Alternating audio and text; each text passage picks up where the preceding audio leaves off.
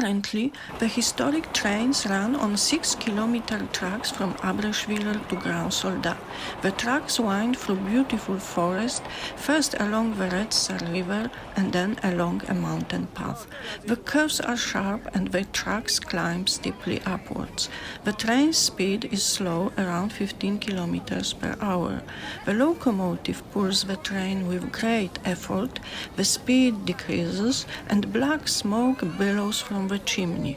On the return trip downhill, the brakeman has a very responsible job. We're in the Vosges, in geologically ancient mountains that aren't very high, reaching about 1,000 meters above sea level in this area. They're heavily forested. The region's richness lies in its forests, dominated by spruce but also abundant with beech and oak. The terrain was difficult to access and sparsely populated. Initially, oxen were used to carry timber down to the valley. However, the dynamically developing industry required much more of this raw material and faster transport. The abundance of timber caused the development of local sawmills. In Abrechwiller alone, there were about a dozen. A journey up from Abrechwiller to Grand Soldat took half an hour. After checking the undercarriage, especially the brakes, the locomotive was uncoupled from the carriages and came to the water filling station. Adding water to the steam engine tank took 15 minutes.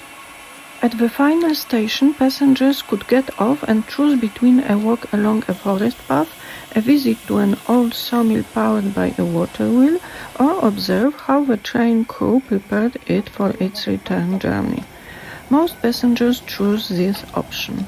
The locomotive then headed back toward the platform, driving around carriages so that the railway workers could couple it to the front of the train.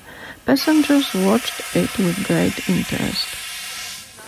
The steam locomotive, shunting very slowly, was preceded by a railway employee warning and ensuring the safety of passengers. With skill, precision, and obeying all safety regulations, the railway workers maneuvered the over 100-year-old locomotive weighing several tons. The locomotive descended several dozen meters below the platforms, then a switch was adjusted. The track gradient here in Grand Soldat is very steep. The locomotive moved up and slowly approached the carriages. Then the brakeman coupled it to the train and connected the electric cables as well. The stop at the final station lasted 25 minutes. The crew called in the last latecomers, including me, who was filming the historic train, and we set off on our return journey. The entire journey lasts about an hour and a half.